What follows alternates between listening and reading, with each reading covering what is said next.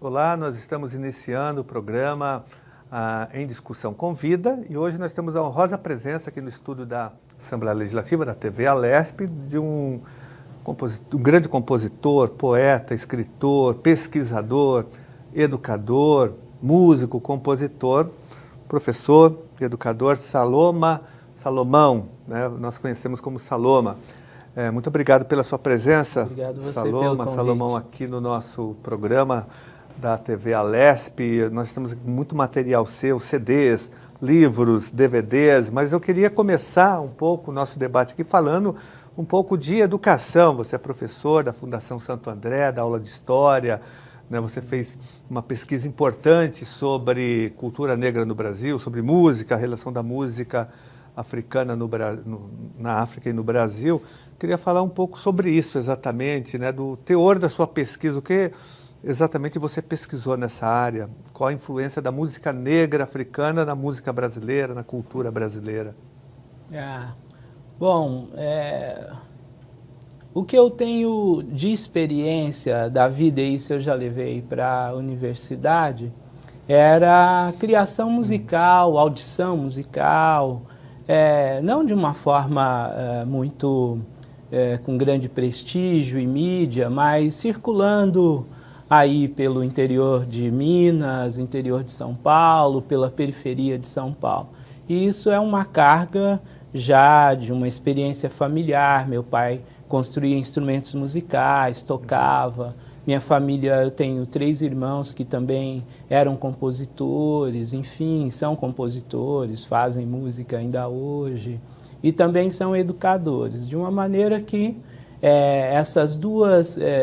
esses dois temas, seja música, seja educação, estão na minha vida desde a infância.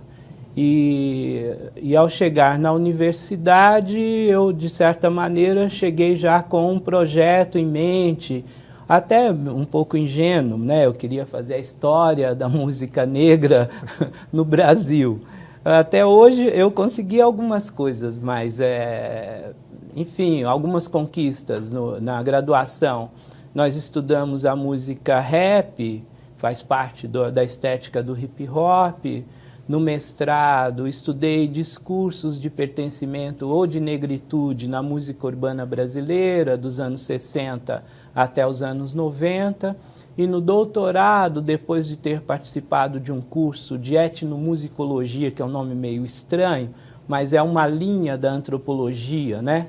Na USP, com o professor Kazadi Mukuna, que é originário do Congo e dá aula nos Estados Unidos, eu resolvi desenvolver um projeto de pesquisa sobre música africana no Brasil no século XIX. Parece algo assim muito específico, mas efetivamente a gente até lida com elementos da música de origem africana hoje, né? Elementos do samba, elementos do machixe, do lundu, né? Alguns gêneros musicais que acabaram desaparecendo, mas o samba, digamos, e as várias vertentes do samba contêm elementos dessa musicalidade africana que acabou sendo diluída no país inteiro.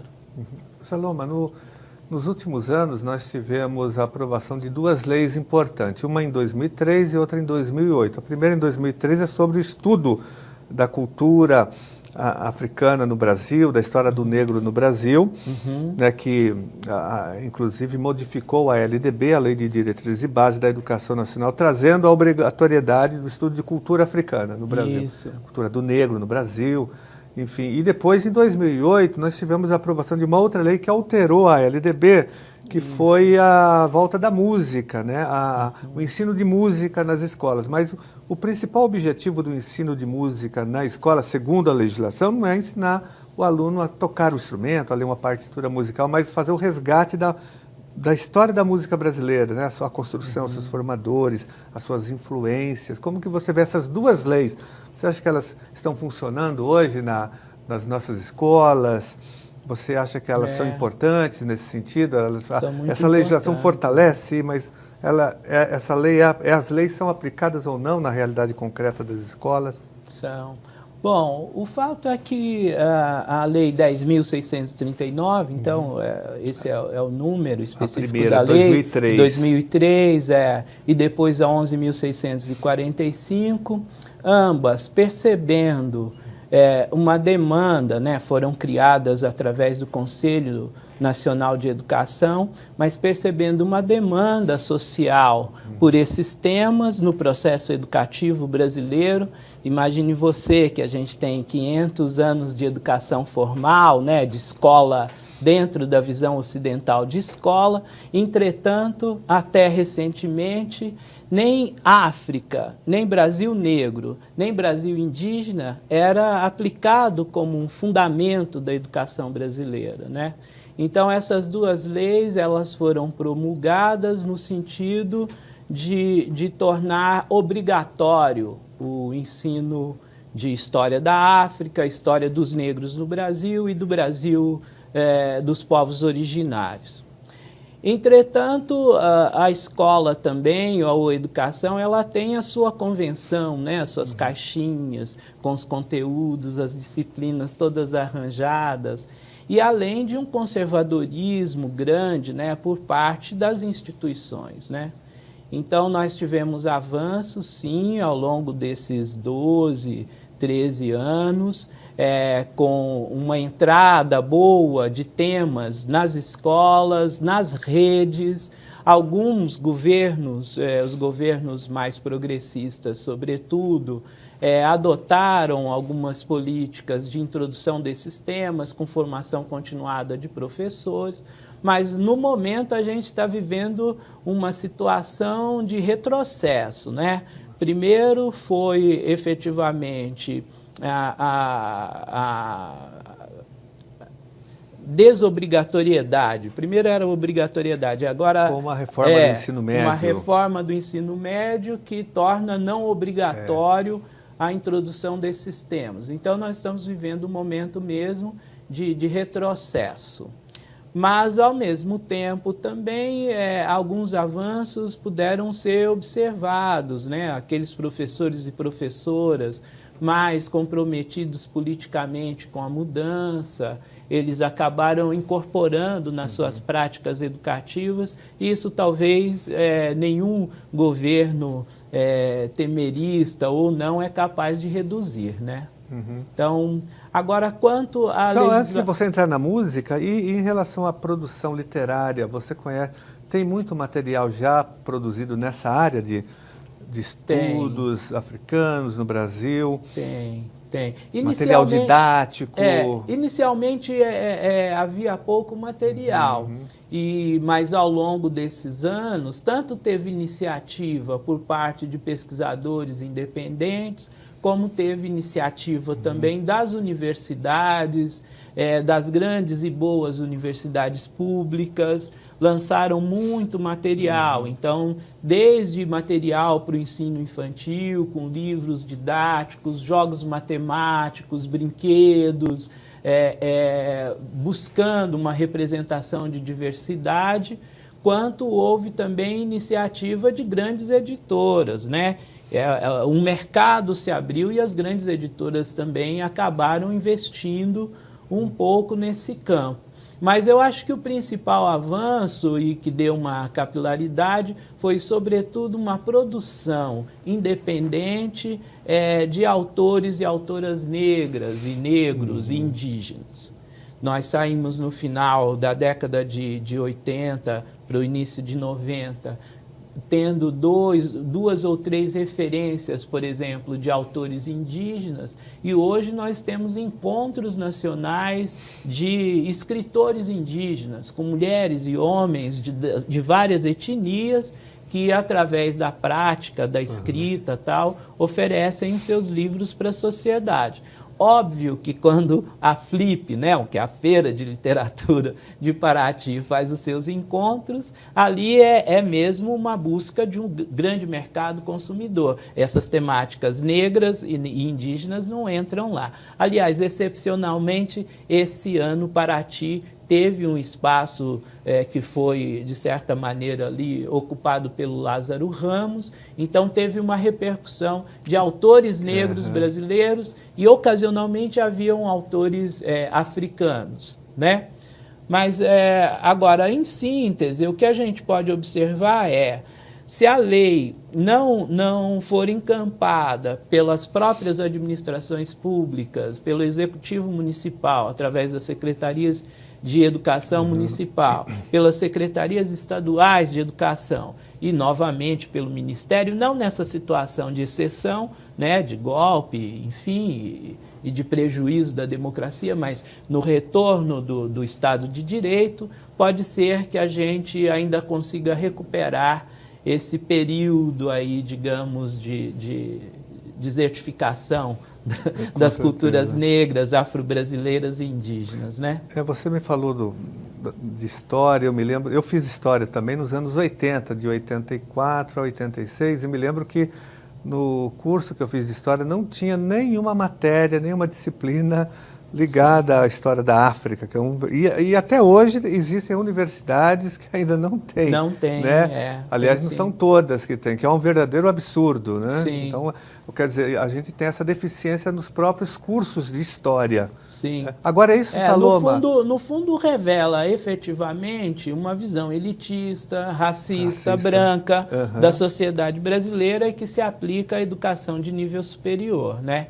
Então, óbvio que, ao gerar uma mudança dessa, haveria resistência, e essa resistência veio, né? Agora, é muito importante que se faça esse estudo e que você faça esse debate nas escolas, até porque o Brasil tem é um país extremamente racista do ponto de vista da sua estrutura e o racismo que existe no cotidiano, no dia a dia. Você acha, então, que a legislação ajuda, né? O ensino da cultura afro-brasileira ajuda no combate ao racismo, de cortar pela raiz? Então, é uma contribuição? Olha, talvez o resumo para isso seja aquele texto atribuído ao Mandela. Ninguém nasce racista. O racismo, ele é apreendido. E se pode aprender a ser racista, pode-se aprender a não sê-lo. Eu acho que é um pensamento resumo do movimento negro mundial, elaborado por uma grande liderança negra, que é Nelson Mandela. Então, a hipótese é que esse aspecto do racismo apresentado no processo educativo possa ser combatido com práticas educativas. Entretanto, o racismo não está só na educação, o racismo está na sociedade brasileira, ele é estrutural e estruturante, ou seja, é uma sociedade que se tornou racista porque praticou o genocídio dos povos originários e a escravização dos negros, e para manter o poder de uma elite branca, o racismo se perpetua no tempo. Então, e o que é o racismo? São práticas discriminatórias legais, oficiais, formais ou informais que mantêm o poder, o prestígio e o mando para a pequena elite branca. E isso basta observar a composição da nossa Assembleia Legislativa, da Câmara Municipal, você que já foi vereador, do Congresso Nacional, do Executivo, em todas as suas instâncias. Da cúpula da igreja. Sim, na cúpula da igreja, das instituições, do corpo diplomático, do Exército, da Fiesp. Enfim, da Fiesp. O poder humano e o prestígio é branco. Exatamente. Né? Puxa. Saloma, então voltando, eu não posso deixar de te perguntar também o que você acha na alteração da legislação. O 20 de novembro entra como uma comemoração obrigatória nas escolas. O 20 de novembro entra no calendário de todas as escolas como uma data a ser comemorada, como o Dia Nacional da Consciência Negra, que também é um avanço, porque até então as escolas, quando comemoravam, quando faziam alguma comemoração, era o dia 13 de maio, né? A Princesa Isabel. Então, do ponto de vista legal, estou falando aqui, o 20 de novembro entra como data obrigatória a ser comemorada. Tem que entrar no calendário escolar, senão o calendário não é aprovado pela diretoria de ensino. Como que você acha importante também? que entre... Acho importante. É importante dentro de uma noção de identidade brasileira que leve em consideração a presença dos africanos, dos nossos ancestrais, né? Então, é tão importante quanto seria importante pensar a formação das fronteiras, a composição da população, enfim, os símbolos da identidade, né? É tão importante quanto isso. Entretanto, é também histórico observar que o heroísmo de Zumbi, ou extrair Zumbi de uma história não contada, porque uma coisa é extrair Caxias de uma história contada, a outra coisa é extrair Zumbi de uma história não contada e inseri-lo nos símbolos da identidade brasileira, é, na verdade, uma operação de baixo para cima. E isso muda o significado desse símbolo. Você sabe que a primeira pesquisa sobre Palmares foi feita por um intelectual negro baiano no final do século XIX, chamado Manuel Quirino? Não conhecia. É Manuel Quirino. E esse símbolo, né, Zumbi deixa de ser um ser humano, social, histórico, para ser um símbolo que agrega todos os descendentes de africanos. Ele foi trabalhado por instituições negras durante todo o século XX. E foi em 1974 que um grupo de ativistas negros reunidos no Rio Grande do Sul, em Porto Alegre, no qual participava um poeta negro excelente, que talvez uma hora pudesse fazer um programa sobre ele, chamado Oliveira Silveira. Em 1974, esse grupo reunido é que trouxe a ideia de transformar Zumbi em um símbolo nacional. Um grupo chamado Grupo Palmares, em Porto Alegre, onde a gente imagina que não há negros. Né? Verdade. Então, tinha quilombos, né, em Porto Alegre. Sim, em Porto Alegre, na verdade, no Rio Grande do Sul, em Pelotas, enfim, tem populações quilombolas, tem descendentes de quilombos, de quilombolas hoje ainda lá. Enfim, o que eu quero dizer essa construção de um heroísmo negro foi feito pelo movimento negro moderno no século XX e somente agora o Estado brasileiro reconhece como um símbolo de identidade. Aí na questão da música, que é a segunda lei que eu citei, né, de 2008, que introduz o ensino de música como um conteúdo obrigatório na educação básica brasileira, mas sobretudo para trabalhar o resgate da história da música, o patrimônio, a diversidade musical, a sua formação. Então eu também acho importante. A gente oferece música como conteúdo industrial para o mundo inteiro, né? A música brasileira é apropriada, é consumida, não toda a música, mas uma certa música que entra na indústria cultural, no disco, no espetáculo, né?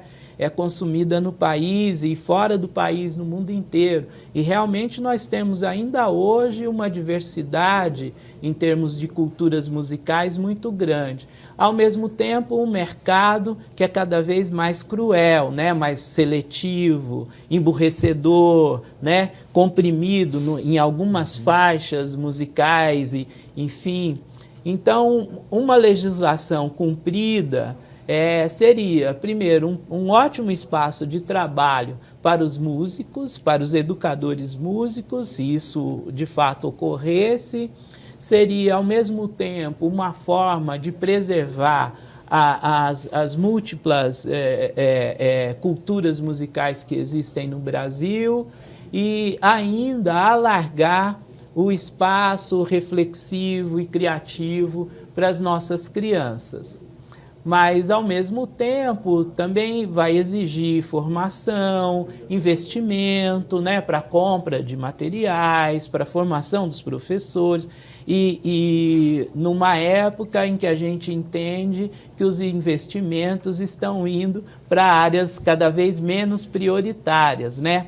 Há mesmo determinados políticos que se arvoram a ser gestores e não fazer investimentos, né? Não gastar o recurso do Estado com políticas públicas, né?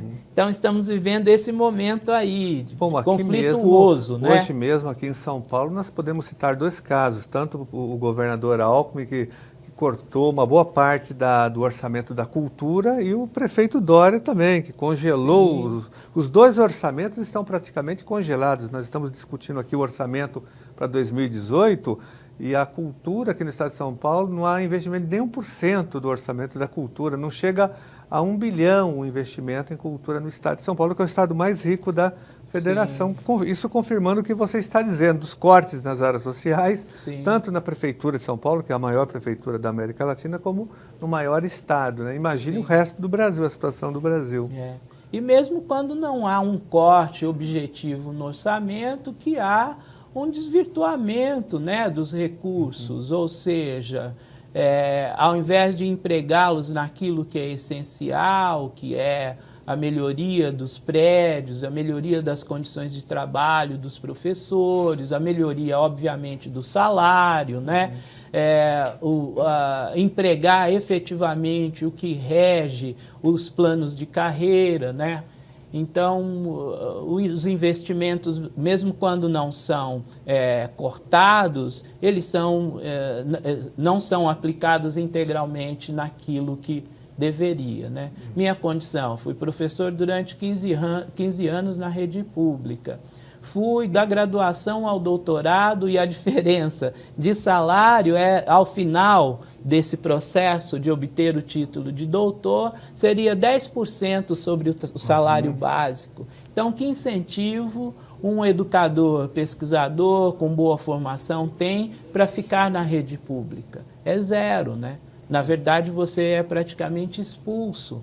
Você é punido por ter uma evolução profissional ou como pesquisador. Até mesmo hoje nas universidades privadas, há uma preferência pela contratação, muitas vezes, de um mestre, não de um doutor, justamente para não pagar, sim, um salário, também uma porcentagem maior. Tenho vários amigos, eu lecionei muito tempo em universidades privadas, e em alguns momentos, professores que defendiam o doutorado não podiam entregar o título de doutor, sim, senão ele era demitido, né? Sim, tinha que ficar com o mesmo salário. Exatamente. Agora, e hoje, Saloma, tem um agravante aqui no estado, porque o Alckmin apresentou um projeto de lei, o PL 920, de renegociação da dívida do estado com o governo federal, e como contrapartida da renegociação, ele congela a evolução funcional. Então, mesmo que a pessoa faça o mestrado, o doutorado, essa evolução funcional fica congelada, não vai entrar na evolução, porque ela fica congelada por 2 anos, pelo menos 2 anos, né? Quinquênio,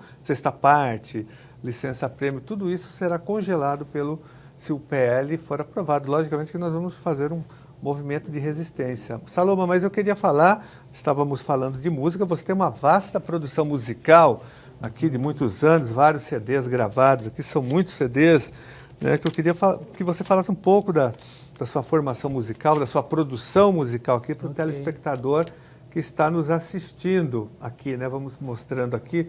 Você pode ir falando aqui, olha, eu vou mostrando. Olha só, ao longo desse tempo, ou seja, entre 1980, quando nos conhecemos lá ele é meu amigo, ele está todo formal. Ele está todo formal assim com esse terno, mas ele já foi um menino cabeludo meio caetanístico. Total. Lá no extremo da Zona Sul. No Jardim Primavera. No Jardim Primavera, exatamente. Bom, entre aquele período e hoje, eu nunca deixei de produzir e fazer música, mesmo nessa condição um tanto marginal, periférica, enfim, pelas bordas, mas estou sempre produzindo.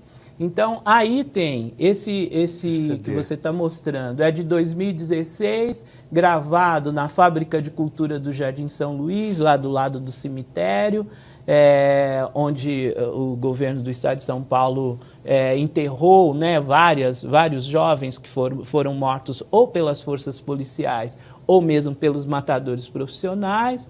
Então, na Fábrica de Cultura do Jardim São Luís, o Notas Tortas da Madrugada. O outro é uma gravação também dessas, né, feitas com recursos próprios, o Aurora Negra, que é de 2013. o anterior de 2016, esse de 2013. São todas músicas autorais, né?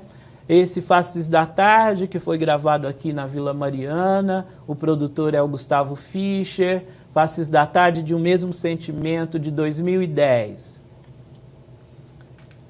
Aí o Memórias Sonoras da Noite, que está relacionado com a minha pesquisa de doutorado, feito entre 2000 e 2005 na PUC São Paulo, com uma bolsa para a Universidade de Lisboa, no Instituto de Ciências Sociais, com o apoio de 2 professores que são muito importantes, a Maria Antonieta Antonati e o professor José Machado Paes, do Instituto de Ciências Sociais da Universidade de Lisboa. Então, esse 2002, 2005. Aí o Dia das Tribos, que é de 97, e também gravado no Estúdio da Serra, lá em Tapicirica, com o amigo Gustavo Fischer. E o primeiro deles, que é, na verdade, uma coletânea de várias canções dos anos 80, que a gente fez uma remixagem e tal, e começamos a vender com esse nome, Afro-Origem, por volta de 95, por aí. Uhum. Você fez música também, né? Você cursou um curso de música, eu me lembro. Sim, eu nunca fui um estudioso, um estudante de música muito a sério, porque era muito indisciplinado, né? Assim, uma atitude um pouco rebelde com o formato escolar da música, né?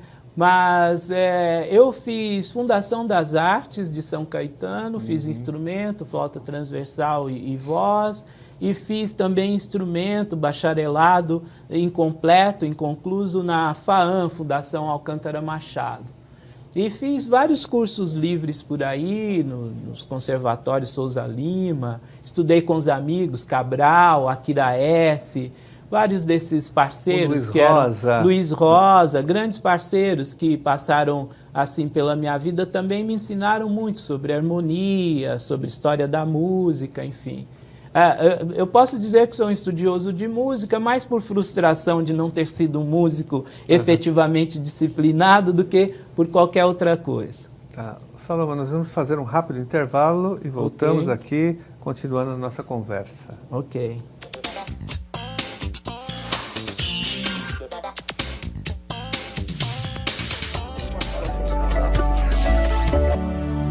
No Federal.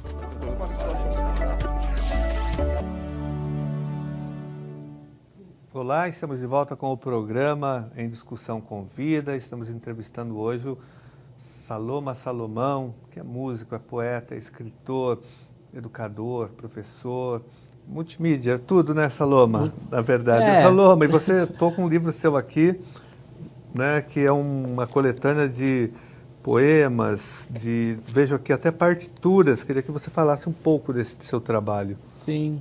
Bom, esse livro ele faz parte de um conjunto que é CD, DVD e livro.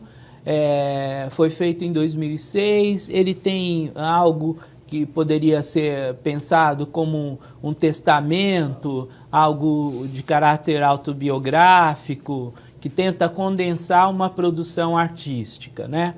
Então, tem uma apresentação do Alain da Rosa, que é um poeta aí da literatura periférica muito conhecido, e partitura de várias canções, sobretudo das mais recentes. É um conjunto, portanto, é o livro, o CD e o DVD dessa mesma gravação de vídeo e áudio feito na Fábrica de Cultura do Jardim São Luís em 2015.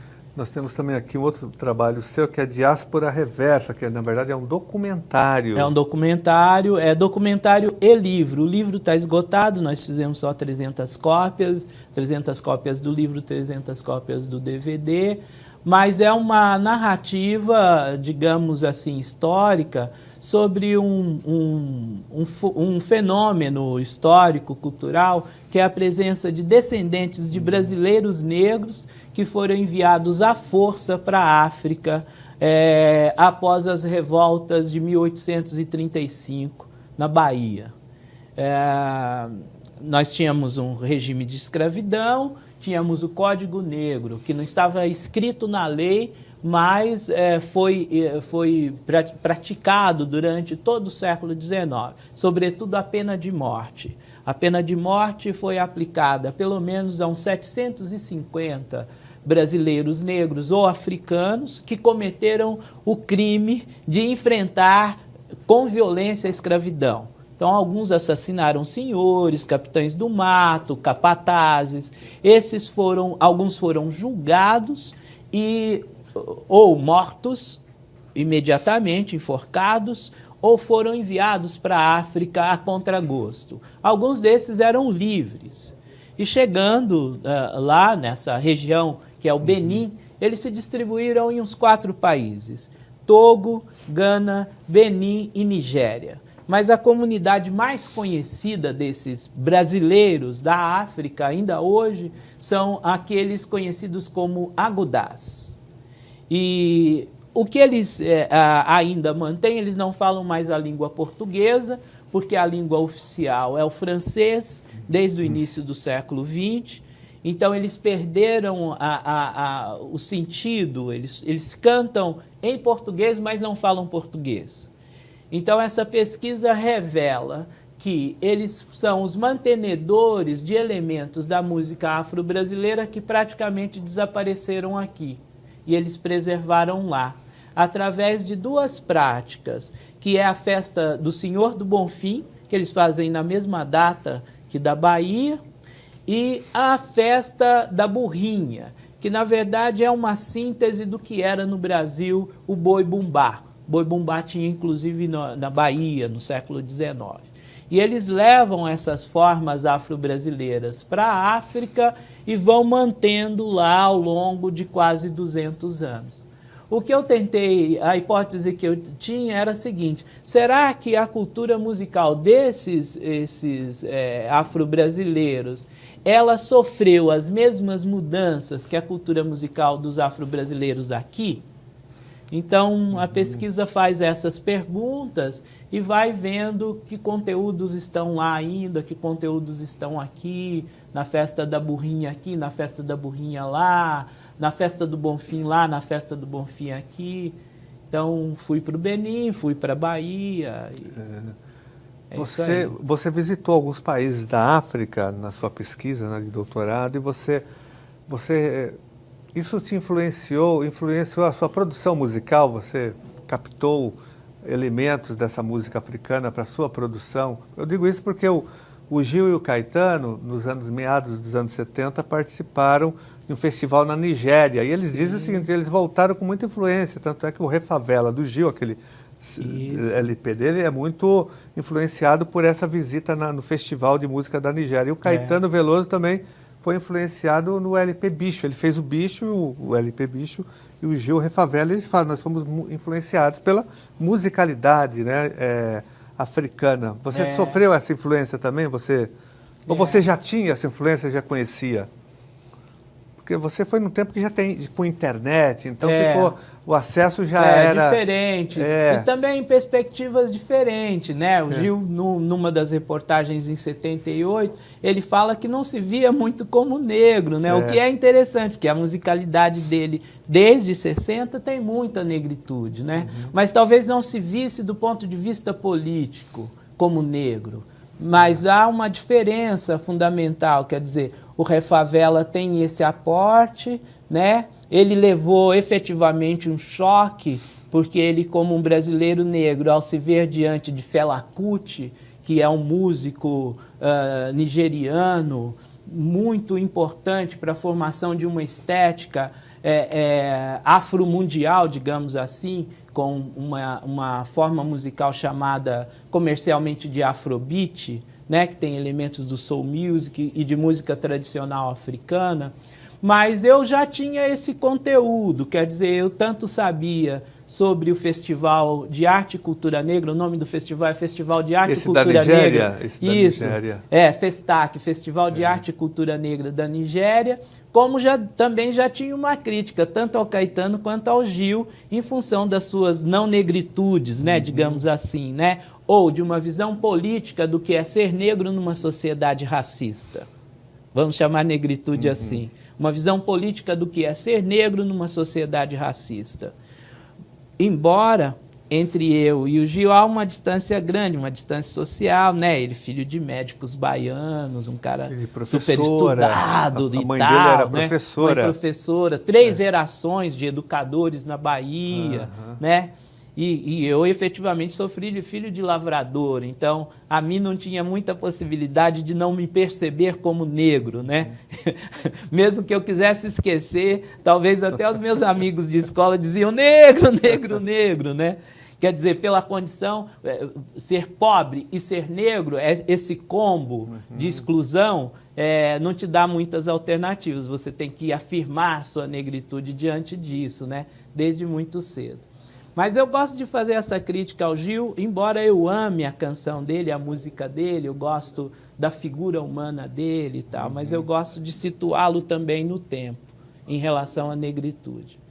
Mas, enfim, resumindo, eu fui para a África já adulto, já com uma carga de experiência cultural grande, mas ao pisar em solo senegalês a primeira vez, minha sensação foi como se estivesse num sonho, de ver aquela quantidade de homens e mulheres. As mulheres são muito bonitas, são esguias, usam um sistema de tranças no cabelo muito bonito, diferente das tranças que a gente vê no Brasil. Poder circular nas feiras, ter contato com as mesquitas, falar com as pessoas, enfim, ver a apresentação musical, ver um instrumento musical que eu só tinha visto em museu. Você sabe de uma harpa africana chamada corá, de 21 cordas, e vi um jovem tocando no meio da rua, um instrumento de 21 cordas. Eu falei, uau, o que é isso? Que coisa fenomenal. Então, para mim, tinha quase algo de onírico, né? Quase de sonho nesse contato. Depois a gente foi para um curso na Universidade de Dakar e eu fui assentando, caindo na realidade, o debate com os outros brasileiros que estavam lá, enfim, até um certo conflito ideológico, né, na defesa de um Brasil negro ainda por descobrir. Então a minha experiência vai nesse sentido. Mas você tem razão, quer dizer, a nossa geração foi beneficiada com a chegada da internet, com a possibilidade de acessar conteúdos aqui. Nos anos 80, um dos primeiros discos que me chegou era um disco importado sobre uma banda contemporânea africana do Senegal chamado Torekunda. E o grande colecionador de música africana no meu circuito no final dos anos 80 era o Carlos Maria, um cara de origem coreana. Então, você olhava para ele, o cara com aparência de japonês, né? Para a gente, coreano e japonês às vezes se confunde, mas ele com aparência de japonês e com um bloco de discos africanos. Fela Kuti, Torekunda, Miriam Makeba. Então, foi mais esse contato com os músicos, gente que tinha acesso à viagem ao exterior, sobretudo o mercado de disco africano se dá principalmente através da França, né? Nos Estados Unidos e no Japão, mas principalmente através da França. E ao longo de 2000 para cá, ou de 95 para cá, poder acessar esses conteúdos na internet foi muito importante. Não só para pesquisa, mas também para pesquisa histórica, mas também para o trabalho musical. Então, tem muitos elementos aí. Tem instrumentos musicais africanos que eu incorporei, tem elementos instrumentais e tem elementos estéticos. Ótimo. Salomão, uma outra coisa que eu quero te perguntar, que é um tema importante, é essa nova cena cultural, principalmente da periferia, os saraus. Aqui em São Paulo nós temos na Zona Sul o sarau a Cooperifa, né, com o Sérgio Vaz, com o Jairo, com o Márcio, enfim, os grandes poetas, o sarau do Binho, a Rose, o sarau do Binho e tantos outros, o sarau da Ilha do Bororé, que nós nos encontramos recentemente, enfim, o hip hop, toda essa cultura que é produzida na periferia. Como que você vê isso? Eu me lembro que eu te conheci em 1983, lá no Jardim Primavera, e vocês já faziam ali, você participava de um grupo, né, musical, você fazia já algumas apresentações, e você mesmo disse que o início da sua, não da sua carreira, eu diria, mas da sua inserção na música foi na periferia, foi no interior de Minas, né? Isso. Como que você vê tem um vínculo entre esse período e o que acontece agora? Você vê uma certa continuidade? Eu vejo continuidade, vejo ampliação, vejo politização, embora nós fôssemos bastante politizados, digamos assim, inseridos dentro de um certo saber da esquerda sindical, da esquerda da igreja e tal, né? Sim, mas Nós tínhamos na época o Padre Lorival, que era ligado à teologia da libertação. Sim, Padre Luiz, Padre Pegoraro, enfim, que já faleceu. Do padre lá da Vila Remo, Padre Jaime, Padre Jaime, né? É isso. Enfim, Padre Ayrton. Sim, mas é um pouco diferente o contexto, mas ao mesmo tempo tem uma continuidade, digamos assim. Naquele tempo, quais eram os espaços culturais que nós tínhamos na periferia? Era basicamente as escolas e as igrejas, né? Então, a escola acolhia os festivais, acolhia as pecinhas de teatro, e quando não, era nas igrejas que a gente usava os salões paroquiais para ensaiar e para se apresentar. Então, o que eu observo é que muitos desses poetas, Nonô, Caroço, Carlão, geraram filhos e que esses filhos hoje estão nessa cena dos saraus. Então, eu vejo continuidade nesse sentido. Numa transmissão, sei lá, de um patrimônio cultural dos anos 80, 90 para o ano 2000. Talvez com uma diferença básica. Entrou um conteúdo novo de politização da periferia, que é o rap. O rap trouxe uma consciência da exclusão social que talvez nós, com toda a nossa visão política de esquerda, com leituras dos livros clássicos da esquerda europeia, a gente não tinha. E, ao mesmo tempo, são jovens que têm menos formação político-partidária, mas têm mais formação prático-política. A juventude do hip-hop, do rap, teve esse salto cognitivo, esse salto cultural, de perceber que a exclusão é cruel e que talvez não seja tão simples a integração quanto nós pressupunhamos. A gente achava que se ficasse na escola, que se estudasse, enfim, tentasse se integrar e fosse aos poucos galgando espaço na sociedade, que as condições gerais melhorariam. E nós estamos vendo agora que tanto não é verdade que o pouco de conquista que se obteve de 80 para cá pode ser derrubado quase que numa canetada, né? No caso do trabalho escravo, por exemplo, é o que a gente está vendo. E essa pauta, né? Você começou a falar dessa pauta regressiva do Brasil, né? A mudança da portaria, da fiscalização do trabalho escravo, reforma trabalhista, lei da terceirização, reforma da Previdência, PEC 55, todas essas reformas são pautas regressivas, né? Tanto do ponto de vista trabalhista, do ponto de vista previdenciário, social, mas comportamental também, sexual, cultural. Né? Como que isso afeta a luta contra o racismo, ou como que isso aumenta, recrudesce o racismo, o preconceito racial no Brasil? Você vê que isso também... Se entrecruza. Você vê isso? Bom, eu perdi um pouco a narrativa anterior, eu gostaria de voltar, que é falar sobre a cena dos saraus. Verdade. Os saraus tem 3 eventos lá na Sul que são fundamentais, que é a Mostra do Teatro do Gueto, organizado pela Naruna Costa e o pessoal do Clariô, a Mostra Cultural da Cooperifa, que está acontecendo essa semana, e a Feliz, que é a Feira de Literatura, Feira Literária da Zona Sul, organizada pelo Sarau do Binho. E são 3 exemplos de longevidade dessa cena cultural periférica. Eu não sei se dá para aplicar a toda a cidade, mas pelo menos a Zona Sul, que é onde eu conheço e estou enraizado lá.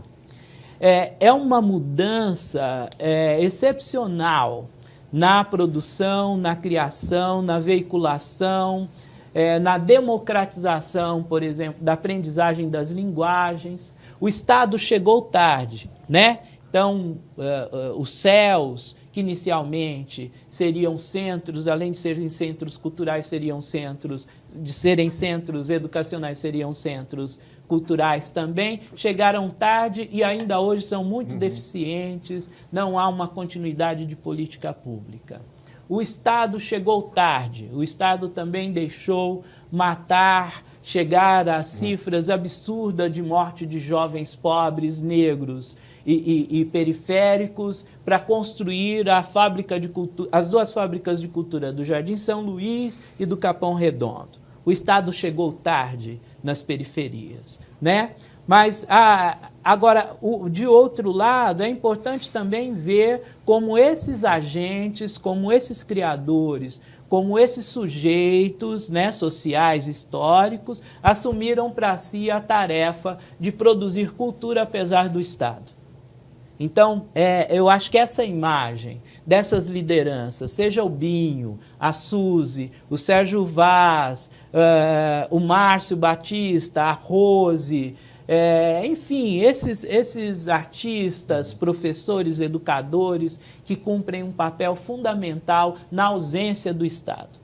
Às vezes são fomentados com PROAC, com VAI, mas é um recurso tão ínfimo perto de uma realidade social que demanda tanto e, ao mesmo tempo, com tanto dinheiro, né? É impressionante entrar nesse palacete aqui todo de mármore branco, cheio de empregados eu vi no corredor, em todos os lugares haviam policiais, guardas, garçons, pessoas para servir, limpadores, a maioria negra, né?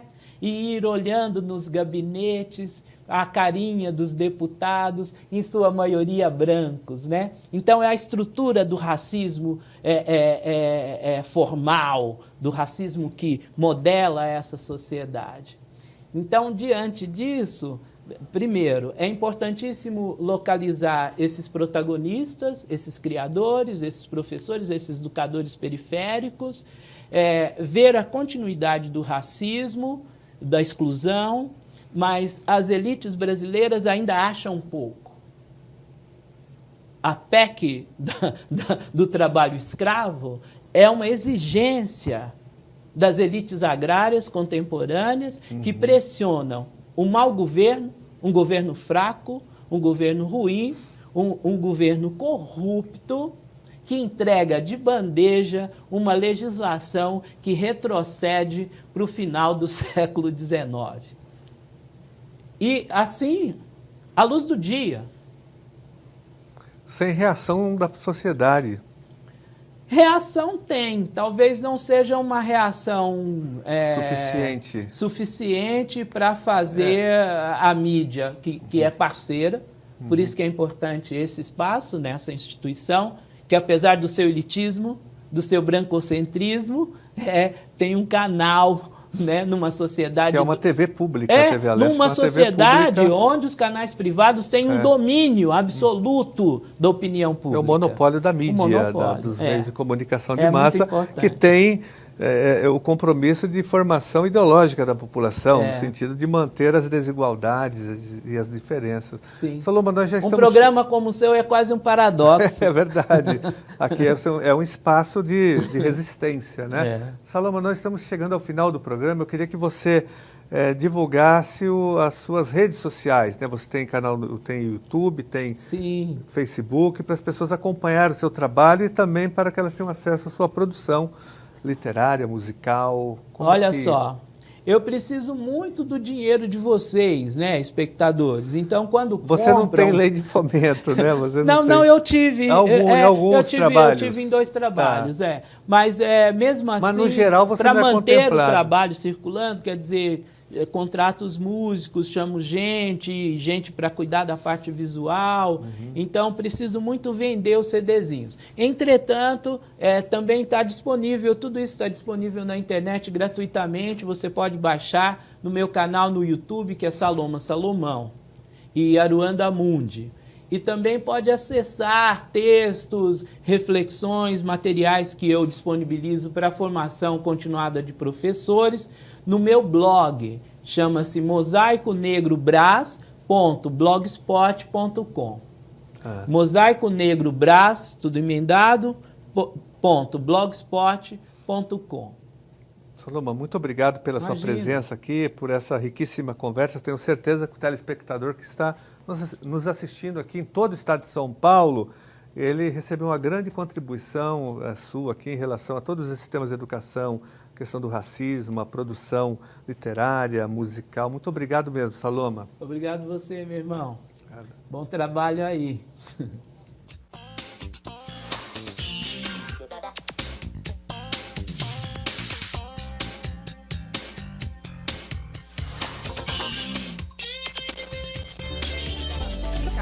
Vale a pena.